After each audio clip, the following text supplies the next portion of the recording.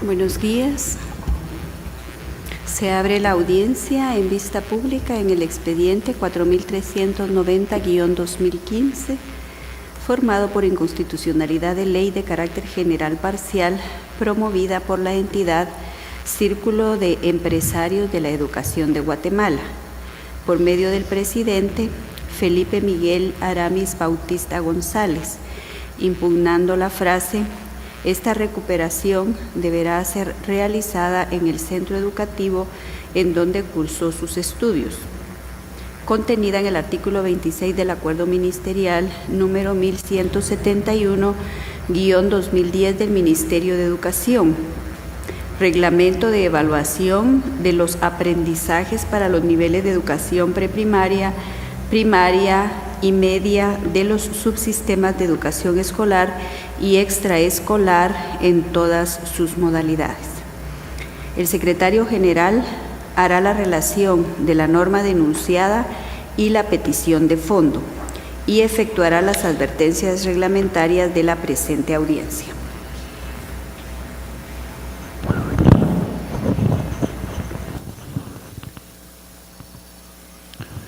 En esta acción se impugna la frase: esta recuperación deberá ser realizada en el centro educativo en donde cursó sus estudios, contenida en el párrafo final del artículo 26 del Reglamento de Evaluación de los Aprendizajes para los niveles de la educación preprimaria, primaria y media de los subsistemas de la educación escolar y extraescolar en todas sus modalidades.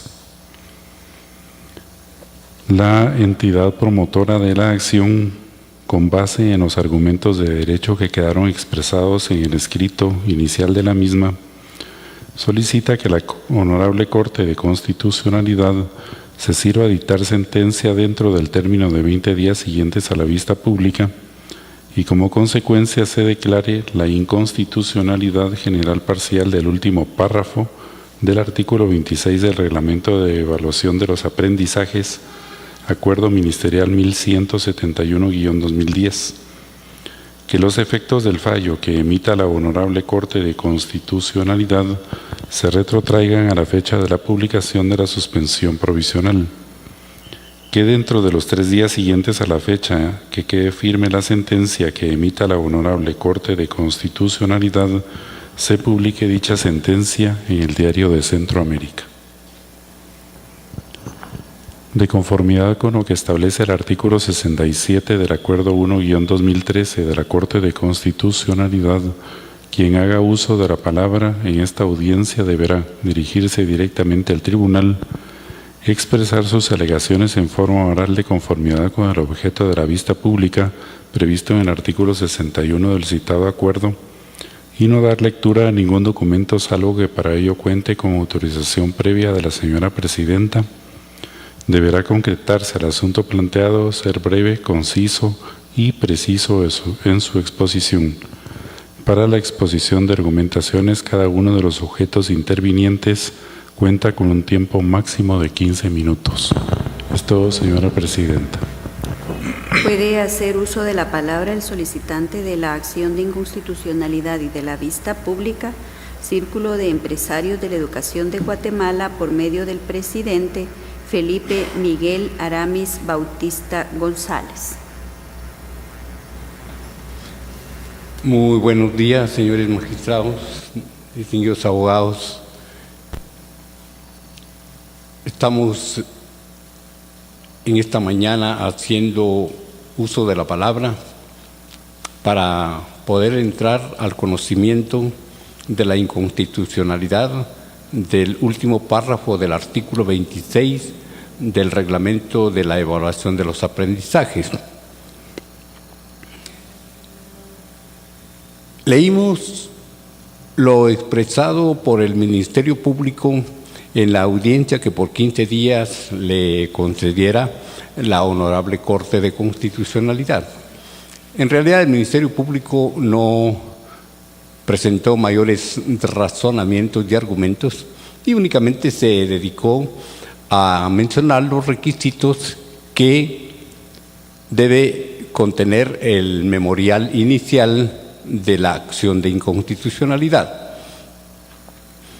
Por su parte, el Ministerio de Educación también no entra al fondo de la inconstitucionalidad y forma un ritornelo en cuanto a la expresión violentar. Es decir, la palabra violentar la coloca en mi mano para decir que eso escribí y no escribí violentar, porque yo hago la diferencia entre violar y violentar. También es claro en conocerse que se violan los derechos, no la estructura de la norma jurídica. Pero el Ministerio de Educación, a través del señor Ministro de Educación, pues indica que yo en todo el memorial voy señalando que las normas fueron violentadas. No es cierto que yo haya escrito eso. También el Ministerio de Educación, a través del señor Ministro, hace referencia al término que está contenido en el artículo 73 de la Constitución Política de la República de Guatemala, que dice que el Estado tiene la facultad de inspeccionar los centros educativos privados. En el Ministerio de Educación creen que se puede inspeccionar por medio de un acuerdo gubernativo o por medio de un acuerdo ministerial, lo cual la experiencia y la misma estructura de la norma no es así. Y en esto realmente los tribunales del organismo judicial sí tienen mucha experiencia, porque la inspección ocular, que se llama, se tiene que hacer con la presencia de personas para que verifiquen el dónde, cuándo, cómo, con qué, por qué de un hecho. Un acuerdo gubernativo y un acuerdo ministerial no es un instrumento capaz de realizar la inspección. Pero esta es una de las falencias del Ministerio de Educación. El Ministerio de Educación tiene supervisores educativos, hacen una función administrativa y casi no pueden ellos inspeccionar el aspecto pedagógico. Y este es uno de los males que tiene la educación en el país, tanto en el aspecto público como privado. Y también ahí es donde surge la voluntad y la capacidad de los propietarios de centros educativos privados y los directores de centros públicos de poder dar una educación al estilo como se mencionaba antes en la pedagogía. Antes se mencionaba hecho educativo. Ahora se esboza mucho el concepto calidad educativa. Esta es una palabra que se comenzó a usar mucho en Alemania, lo usó mucho una empresa que se llama Bayer, se comenzó a usar en esto, pero realmente aplicada la palabra calidad a la educación o aún cosas de la vida, porque dicen, por ejemplo, calidad de vida, realmente no tiene ningún sentido, ¿verdad? Entonces, en cambio, el concepto hecho educativo sí es un concepto que aclara muy bien el hecho educativo, y ya lo decíamos la vez pasada también. En el libro Comunicación Humana, los autores de la Universidad de Pittsburgh dicen que la educación no es un proceso. Dicen que la educación es un conjunto de procesos y procedimientos, y la verdad que así es. Un proceso hace el padre de familia, un proceso hace el estudiante, un proceso hace el maestro, un proceso hace el director, un proceso hace el supervisor, un proceso hace el ministro. Es decir que los escritores de este libro, Comunicación Humana, están en la razón cuando llaman realmente que la educación no es un proceso, es un conjunto de procesos y procedimientos. Pues abordando ya y retomando el tema ya de la inconstitucionalidad, nosotros planteamos dos problemas filosóficos que recoge la Constitución de la República: el derecho y la libertad. En nuestro país realmente el concepto de libertad ha sido bastante restringido, inclusive en la educación. Antes a nosotros no nos permitían los maestros pedir revisión de un examen, no había eso, no existía. Y así en muchas áreas de la vida nacional la libertad ha sido sojuzgada. Por eso, En el libro Quijote de la Mancha hay una expresión extraordinaria que dice: la libertad es la soberanía del individuo frente a la soberanía del Estado. Es una expresión del Quijote de la Mancha que realmente dibuja y enmarca muy bien lo que es la libertad en la sociedad humana. Pero también la Revolución Francesa indica que la libertad es el derecho de hacer lo que no le hace daño a otro. Este concepto de la Revolución Francesa ha sido recogido por constituciones, inclusive nosotros en el artículo 5 de la Constitución de la República tenemos ahí el derecho de acción sobre la libertad. Pero ha sido un concepto ha sido una práctica también bastante difícil en países como los nuestros. Si ojeamos toda nuestra historia, realmente la historia diríamos que está escrita precisamente contra este principio de la libertad que debemos aspirar los seres humanos. También, por ejemplo, es importante que nosotros hagamos ver de que estamos denunciando la violación a un derecho, el derecho de los estudiantes. Y para el efecto, ruego a la señora presidenta tenga la bondad de darme permiso para leer un artículo, un inciso de la Ley de Educación Nacional. Puede hacerlo. Muchas gracias. El artículo 39 de la Ley de Educación Nacional denomina derechos. Derechos de los estudiantes. Son derechos de los educandos a el respeto a sus valores culturales y derechos inherentes a su calidad de ser humano. Ser evaluados con objetividad y justicia. Y este es el inciso más importante que invocamos: ser inscritos en cualquier establecimiento educativo de conformidad a lo establecido en la Constitución Política de la República de Guatemala y demás ordenamientos legales.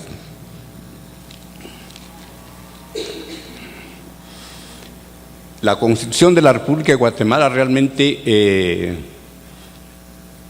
aunada a las sentencias de la Corte de Constitucionalidad, realmente tiene un contenido extraordinario para dirigir la educación del país.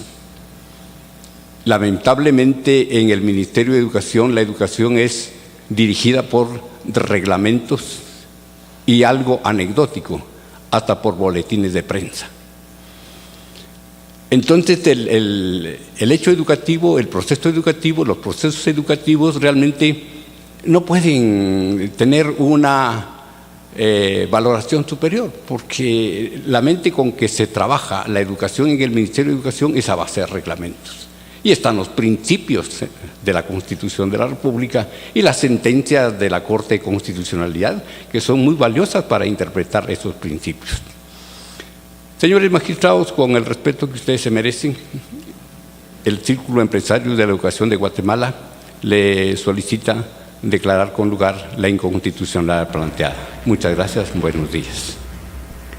Puede hacer uso de la palabra el ministro de Educación, Rubén Alfonso Ramírez Enríquez, por medio de la delegada abogada Paola Ernestina Villagrán Reyes. Buen día, señora presidenta, la Honorable Corte de Constitucionalidad, señores magistrados, señor secretario. Comparezco en esta mañana en representación del Ministerio de Educación a través del Acuerdo Ministerial 2590-2015 de fecha 30 de octubre de 2015, suscrita por el señor Ministro de Educación, Rubén Alfonso Ramírez Enríquez, con el objeto de evacuar la audiencia señalada para efecto de conformidad con lo siguiente.